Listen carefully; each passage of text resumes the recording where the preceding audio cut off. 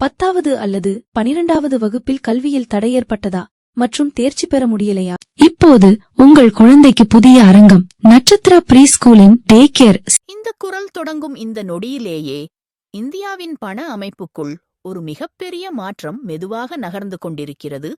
அது எந்த அலாரமும் அடிக்காது, எந்த செய்தித் தலைப்பிலும் மின்னாது.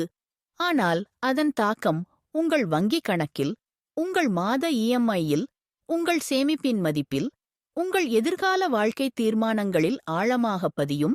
ஏனெனில் இந்தியாவில் பணம் எப்படி செயல்படுகிறது என்பதை பெரும்பாலான மக்கள் புரிந்து கொள்ளாமல் வாழ்கிறார்கள்.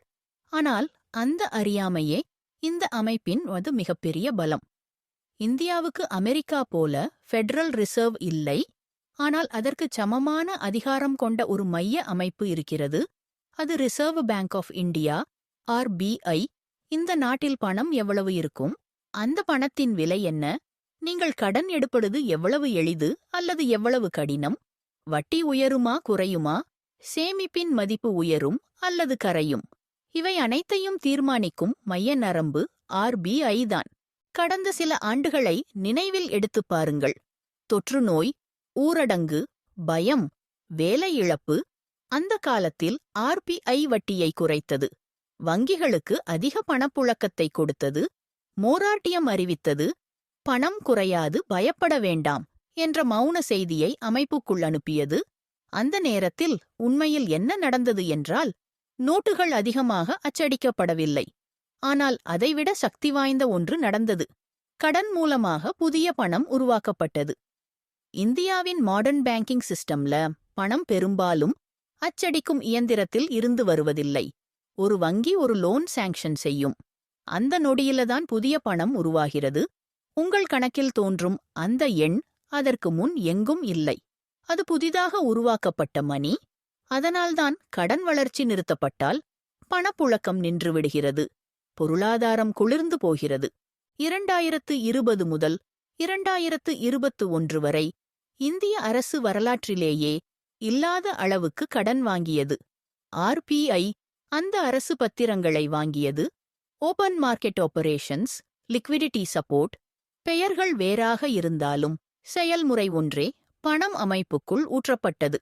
ஆனால் அந்த பணம் நேரடியாக சாதாரண மக்களிடம் சென்றதா என்றால் இல்லை. அது பெரும்பாலும் ஆசெட் மார்க்கெட்ஸுக்குள் சென்றது. பங்குச்சந்தை உச்சத்தைத் தொட்டது. ரியல் எஸ்டேட் விலைகள் கீழே வர மறுத்தன. தங்கத்தின் விலை உயர்ந்தது. அதே நேரத்தில் சாதாரண குடும்பத்தின் வாழ்க்கை செலவு இரட்டிப்பானது. அந்த காலத்தில்தான் இன்ஃப்ளேஷன் என்ற வார்த்தை உங்கள் வீட்டுக்குள் நுழைந்தது. மளிகைப் பொருட்கள் விலை உயர்ந்தது, பள்ளிக் கட்டணம் அதிகரித்தது, மருத்துவ செலவுகள் பயமுறுத்தும் அளவுக்கு உயர்ந்தது. ஆனால் அப்போது சொல்லப்பட்டது, இந்த பணவீக்கம் தற்காலிகம். ஆனால் உண்மை என்னவென்றால், பணவீக்கம் தற்காலிகம் அல்ல, அது ஒரு பழக்கமாக மாறிவிட்டது. 2022 வந்ததும் திடீரென RBI பிரேக் போட்டது. ரெப்போ ரேட் உயர்த்தப்பட்டது. லோன் EMI உயர்ந்தது. வீடு வாங்க நினைத்தவர்கள் பின்னடைந்தார்கள். தொழில்கள் கடன் எடுக்க தயங்கினார்கள். செலவு குறைந்தது. பொருளாதாரம் மெதுவானது. ஆனால் அந்த நேரத்தில் ஒரு உண்மை தெளிவாக இருந்தது. இந்தியாவில் பணவீக்கம் மக்கள் அதிகமாக செலவழித்ததால் மட்டும் வரவில்லை. அது ஃபியூவல் விலை, இறக்குமதி சார்பு, உலகளாவிய பண அச்சடிப்பு, சப்ளை ஷாக் ஆகியவற்றின் கலவையாக இருந்தது. அதன் விலையை முழுமையாக கட்டியது நடுத்தர வர்க்கம்தான். EMI உயர்ந்தது. சேமிப்பின் உண்மையான மதிப்பு கரைந்தது. ஃபிக்ஸ்டு டிபாசிட் வட்டி பணவீக்கத்தை சமாளிக்க முடியாத நிலை வந்தது. ஆனால் அந்த சேதம் ஏற்கனவே நடந்துவிட்டது. இப்போது முக்கியமானது அடுத்த கட்டம். கடந்த சில மாதங்களாக RBI வட்டி உயர்த்துவதை நிறுத்தியுள்ளது. Neutral stance, liquidity carefully managed, neither tightening nor easing. இது ஒரு சாதாரண அமைதி அல்ல, இது ஒரு மாற்றத்திற்கு முன்வரும் அமைதி. இந்திய மொனிட்டரி ஹிஸ்டரியை கவனித்தால் ஒரு பேட்டர்ன் தெளிவாக தெரியும். முதலில் டைட்டனிங், பிறகு பாஸ், அதன் பிறகு ஈசிங். காரணங்கள் எப்போதும் தயார். பொருளாதார வளர்ச்சி மந்தமாகிறது, வேலைவாய்ப்பு அழுத்தம், உலகளாவிய நிச்சயமற்ற நிலை. வளர்ச்சியை ஆதரிக்க வேண்டும். இந்த காரணங்களை வைத்து வட்டி குறைப்பு தொடங்கும். அப்போது என்ன நடக்கும் என்றால், கடன் எளிதாகும், வங்கிகள் மீண்டும் கடன் கொடுக்க ஆர்வம் காட்டும், பங்குச் சந்தை மகிழ்ச்சியாகும், ரியல் எஸ்டேட் வாங்க நல்ல நேரம் என்று தலைப்புகள் வரும். ஆனால் அதன் மறுபக்கம் என்னவென்றால், ரூபாயின் வாங்கும் சக்தி மேலும் கரையும், சேமிப்பு மெதுவாக வரி விதிக்கப்பட்டது போல குறையும், அசெட் விலைகள் இன்னும் மேலே போகும். இந்த பணவீக்கம் ஒரு டாக்ஸ் போலதான். ஆனால் அதற்கு பில் வராது, நோட்டீஸ் வராது, நீதிமன்றம் போக வேண்டியதில்லை. ஆனால் அது உங்கள் வாழ்க்கை தரத்தை மெதுவாக குறைக்கும்.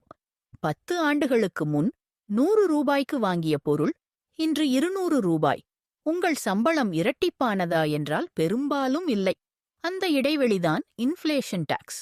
இந்தியாவில் ரியல் எஸ்டேட் இன்று மக்களுக்கு எட்டாததாக மாறியதற்கு காரணம், மக்கள் வீடு வாங்க விரும்பவில்லை என்பதல்ல, வீடுகள் இன்ஃப்ளேட்டட் மணியால் விலை நிர்ணயம் செய்யப்பட்டிருப்பதுதான். சீப் கிரெடிட் விலைகளை உயர்த்தியது, டைட் கிரெடிட் வாங்கும் சக்தியை அளித்தது. அடுத்த கட்டத்தில் மீண்டும் சீப் கிரெடிட் வந்தால் விலைகள் இன்னும் மேலே போகும், பிரச்சனை தீராது, வெறும் தள்ளிப்போகும். இது சதி அல்ல, இது மாடர்ன் மானிட்டரி சிஸ்டம் இயங்கும் விதம். ஆர்பிஐ அமைப்பை முழுமையாக சரிந்து போக விடாது, ஆனால் அதை முழுமையாக சரி செய்யவும் செய்யாது.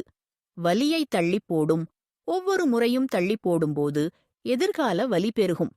இப்படி ஒரு சூழலில் ஒரு சாதாரண இந்திய குடும்பம் என்ன செய்ய வேண்டும் என்பதே முக்கியமான கேள்வி. பயப்பட வேண்டுமா என்றால் இல்லை. கண்மூடி நம்பிக்கையோடு இருக்க வேண்டுமா என்றால் அதுவும் இல்லை, தயாராக இருக்க வேண்டும். வங்கி எஃப்டி பாதுகாப்பானதா என்றால் பெயரளவில் பாதுகாப்பானது.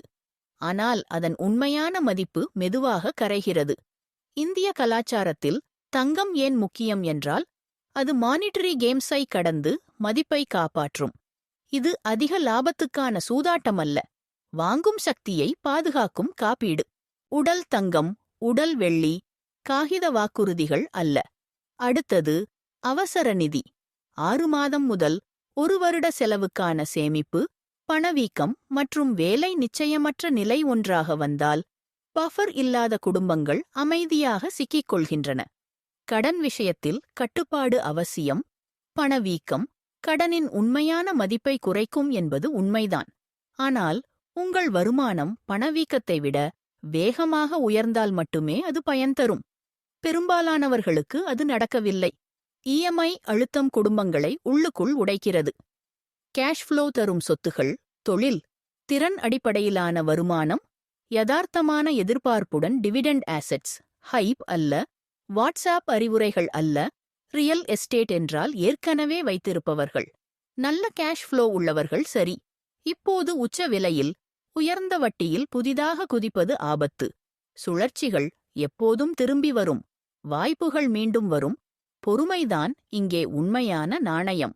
இந்தியாவில் ஒரு பெரிய மானிட்டரி ரிசெட் என்றால் ஒரே நாளில் சந்தைகள் சரியும் என்பதல்ல.